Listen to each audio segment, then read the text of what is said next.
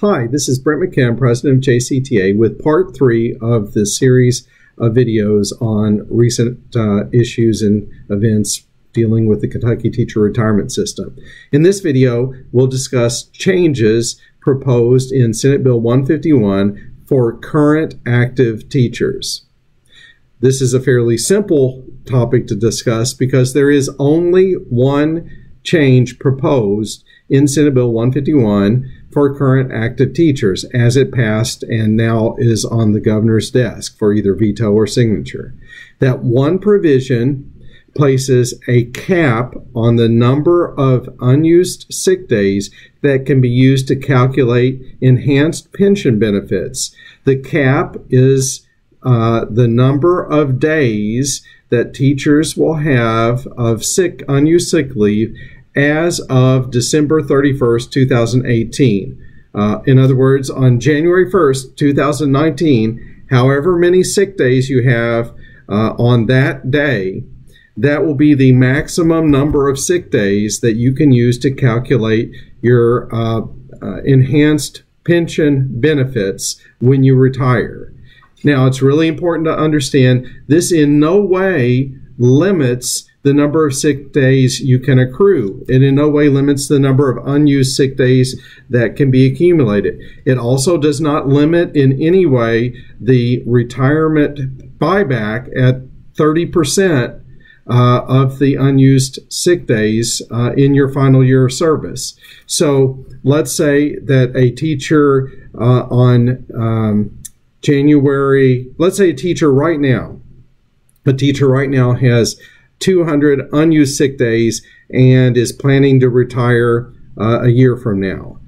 This fall, if they have right now 200 sick days and they don't use any of those sick days the remainder of this year, and next fall they start a new school year in the fall of 2018, they will get another 10 sick days, and those 10 sick days would add to their 200 that they have, and they would have 210 sick days as of this coming fall.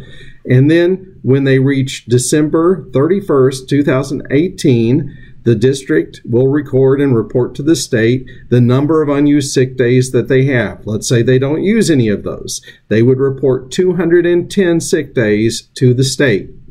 Now, that would become the cap, the upper limit on the number of sick days that teacher could use for retirement purposes. The teacher could continue to teach a few more years and might accumulate another 20 unused sick days and retire with 230 altogether.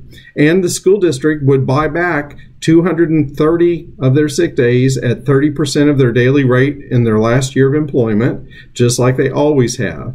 They would buy back all of the 230 days, but only 210, which was the number they had on December 31st, 2018, only 210 of those can count toward elevating their final year's salary for pension calculation purposes. But all the other days will still be bought back at their full rate, just as always before. So it in no way limits the accrual of sick days or their buyback. It just limits specifically the number that can count. Some people have asked, well, what if I got to January 1st with 210 and then I used some and dropped down below, but then the next year I went back above 210 in this example?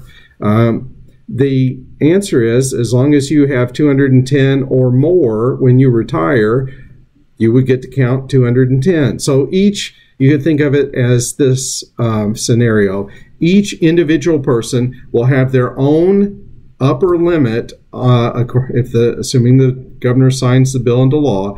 Each teacher will have their own upper limit on the number of sick days that they can accumulate and use, well, not really accumulate, but upper limit on the number that will count toward raising their final year's average salary for pension calculations based on the very end of the 2018 calendar year. Some people have asked, well, if I get 10 days and we're only halfway through, do only half of those count? The answer is no, they all count. So in the example, if you had 200 right now and you get 10 more in the fall and you get to and you don't use any of them when you get to December 31st, you would have all of those 10 additional days, 210, that would all count towards your retirement in that example. If you had 100 days and you got 10 more, then you would have 110 days. That would be your upper limit. Whatever the number is on December 31st, 2018, that becomes your upper limit for pension purposes, but only for pension purposes. All other aspects are the same. So everything else that you currently have is unaffected.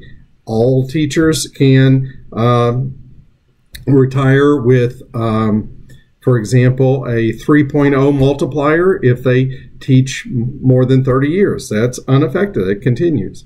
All teachers can retire with a high 3 calculation if they retire with 27 years and at least age 55. That continues. The $2,000 death benefit will continue for current active teachers. The $5,000 life insurance death benefit for retired teachers continues.